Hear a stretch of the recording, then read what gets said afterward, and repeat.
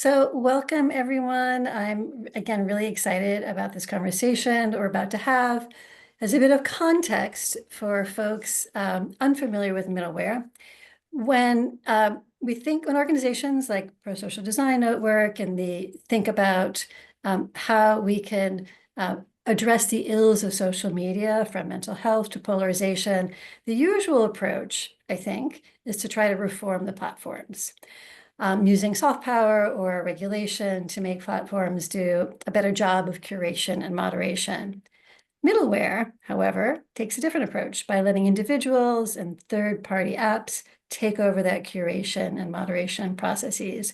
Dick, by the way, if I'm getting any of this wrong, you will correct me in your intro.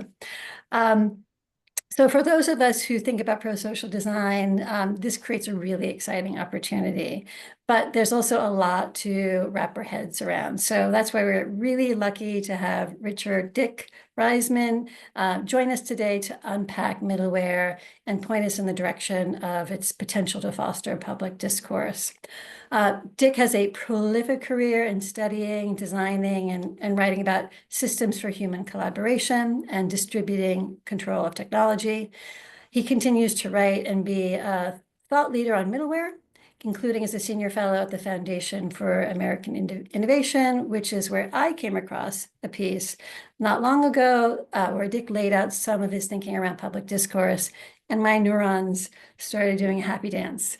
And I'm certain there are going to be a lot of happy neurons today. So welcome, Dick.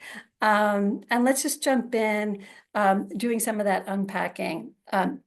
And for those who might not be familiar with middleware at all, or can you give us like a good operating definition and then maybe share a couple of examples? Sure. Yeah, it's a good question because middleware is sort of a name that was given to it, which actually comes out of the software world. It's a generic, and it's probably not the most descriptive term and isn't very meaningful to most people and even to software people, because it's just generally software that enables interoperation of independently developed services. But what we're talking about, and I think the better term for what is of interest here, is attention agent services or attention agent middleware, because, and it got the name middleware, I think, because it sits in the middle between users and social media platforms to give you control over what you see and how you use the service. So the idea is it's really, focusing on attention. It was a simple human behavior. And in the terms of discourse, you would just walk toward or away a speaker, depending on whether you wanted to hear what they said or not. In 1971, Herbert Simon pointed out, in an information-rich world, a wealth of information creates a poverty of attention and a need to allocate that attention efficiently. So we now see that in spades with social media, where everything is about the feed, which is basically an attention allocation agent. And it's become essential because we have so much in our feeds. Also in searches, it's sort of a similar issue, and it's all driven by the algorithms that the platforms have right now. So, and that's where the problem is. And I sort of have a perspective because I started thinking about this before there were any big platforms and before they took control of our feeds, and just assumed that we would have control of our feeds, because in around 1990, I saw that in the financial services industry. But at any rate, the core question is, who does it serve? And these are tools. And I think most people will agree that tools should serve their users, not their builders. But in the case of these platforms, they really end up serving the builders. So the issue comes down to returning agency to users and their communities to manage their own feeds, and correcting this wrong turn, which has the term that's gotten in vogue lately is enshittification, which you've probably all heard. Cory Doctorow came up with that, I think, in 2023, and it's sort of taken over. Examples, it's still very primitive. Blue Sky is sort of the best current example with relatively simple choices of feeds. The ones that I tend to use are following, discover, popular with friends, internet policy, and catch up. Uh, but I've sort of written a post, and there's a link to it from my Pillars document article, that the New York Times could do something, and I think they could even do it in Blue Sky in a basic form, where it's the New York Times community, not the Blue Sky community or the world at large. And you could segregate stuff based on what the editors and reporters are doing versus subscribers and versus other readers, and combine them or separate them and look at them as, whichever way you like. So that's the basic idea. So great start. And so a lot of it is about giving users ability to control where to put their attention. But what was really interesting about your thinking is about how middleware can serve public discourse. So you thought a lot about the social processes that underlie healthy discourse and how middleware can support the three pillars, as I understand, of agency, mediation, and reputation. So yeah, walk us through that. Okay, And so before we get into the pillars themselves, it's good to sort of step back to see how did discourse work in the past. So if you can just throw up the first diagram for a moment, and I think you're putting a link in the chat that shows both diagrams. So when they disappear, they're in the articles, but or in my Tech Policy Press article. But so okay, yeah. And if you want to pop the slide up so that it's a little larger. Yeah. So basically, thought is really a social process, even though you think of it as being in your head. It's really social. Thought leads to expression. And those are the two pieces that we're focused on in social media. Everybody's concerned about freedom of expression or too much freedom of expression and the harms that it's causing. But that's only a part of the cycle, because it goes on to, your expressions go to other people who then like it, share it, comment on it, retweet it, whatever it is. And that then comes back and goes into people's feeds and reflects on their thoughts. Before social media, this was all just a human process. And it worked more like word of mouth, like rumoring, not so much like mass media broadcast, because it doesn't go to everybody. It goes through a process of being mediated by people and then coming back. So you've got to look at the whole picture to understand how it should be managed. And there's essentially 3 points for managing this. So on the right at the bottom is censorship, which is you cut off the expression at the source. It doesn't go to anybody, which is very draconian. It's been tried throughout history and fails abysmally. And democracy is based on lack of censorship. But people are concerned about harms.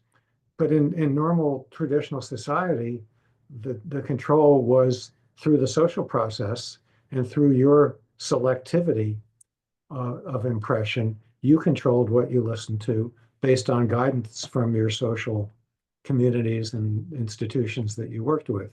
So within that ecosystem, there's friction and deliberation and things of that sort.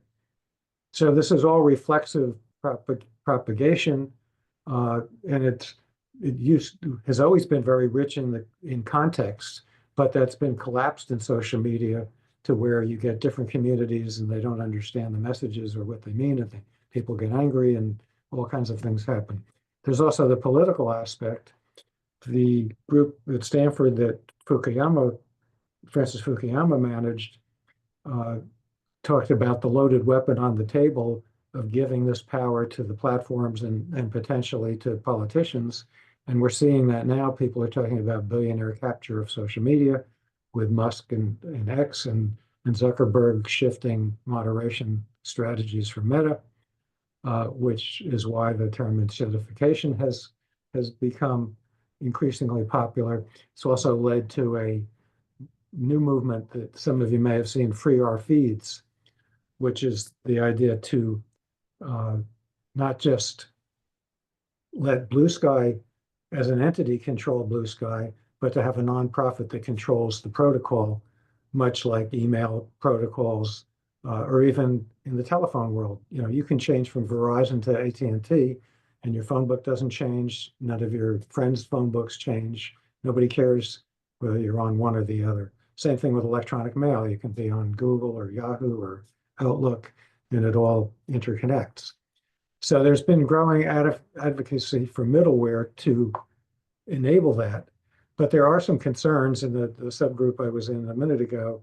I'm happy to see that you guys are mostly favorable about middleware because you see the benefits, but some people are very concerned of the risk of echo chambers and filter bubbles and cults having their own middleware, like a Gab middleware, uh, a Truth Social middleware, whatever side of things you're on. You could have an Intafa middleware.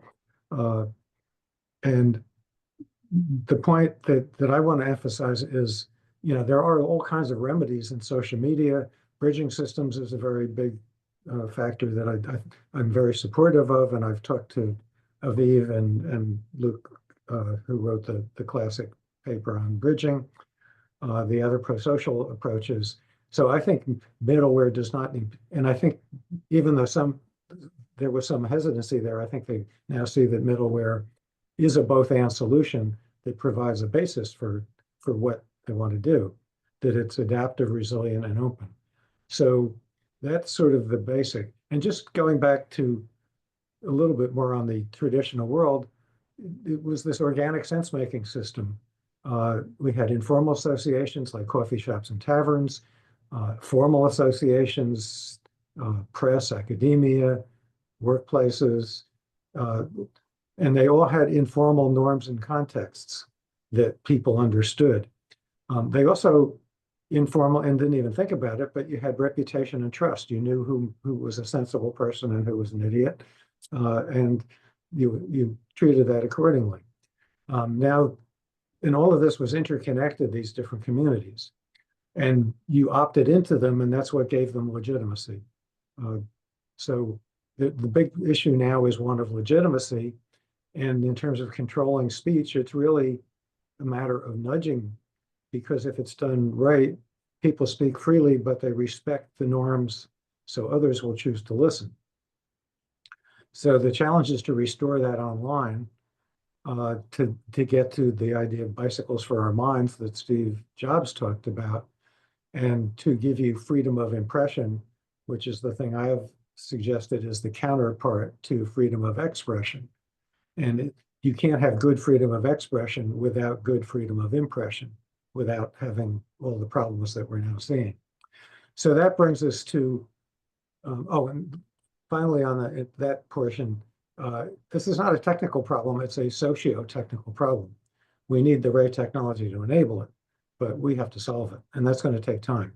So the three pillars, if you want to put up the next diagram, that's the one that, having had these discussions with people who were skeptical, what I realized is that the emphasis on middleware has been on user agency as the primary focus, without considering social mediation and reputation.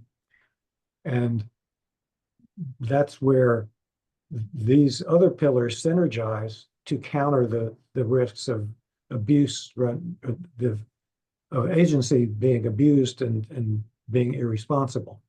So it brings back the context by focusing on social mediation, and you still have your agency as to which social groups you participate in, which middleware you use, and how you blend them, but it brings in the social mediation factor. It also lets you build this pillar of reputation, where you can build reputation systems, and they're primitive systems in services like Reddit, and there have been some earlier ones that talked about what they called karma, where you would build credit for your reputation. But actually, you can get much more sophisticated, that I'll get to in a moment. So these three pillars, they basically give you this ecosystem of mediation, and you can have tools that make it open and composable. Blue Sky is giving you some of that with composable moderation and algorithmic choice, and it can be crowdsourced from everybody in the community. It can also be expert sourced from the managers who curate, editors, whatever the senior people in the community. There's also a need for what I'm calling enterprise class integration support, that if, like the New York Times example, they have all these publishing systems that their editors and writers use and send it out to their website. And the social media middleware tools should be able to integrate to the Times back-end tools so that they can be a full participant. In the same way, it should build with reputation systems,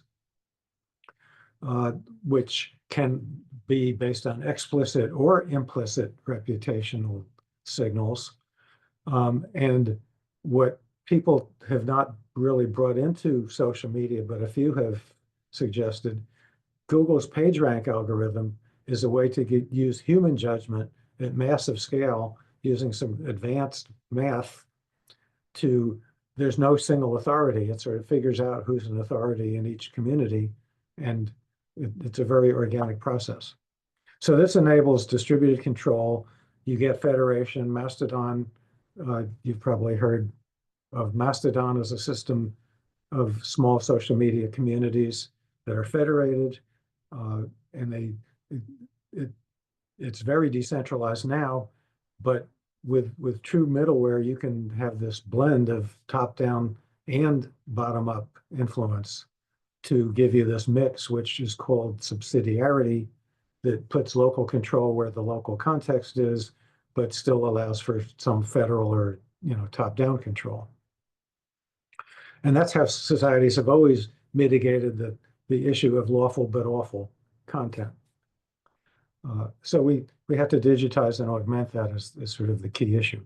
So to just sort of finish up on the benefits, it's organic measurement, organic management of this that it provides that can support pro-social methods without being overly paternalistic, because it's building legitimacy from the bottom up.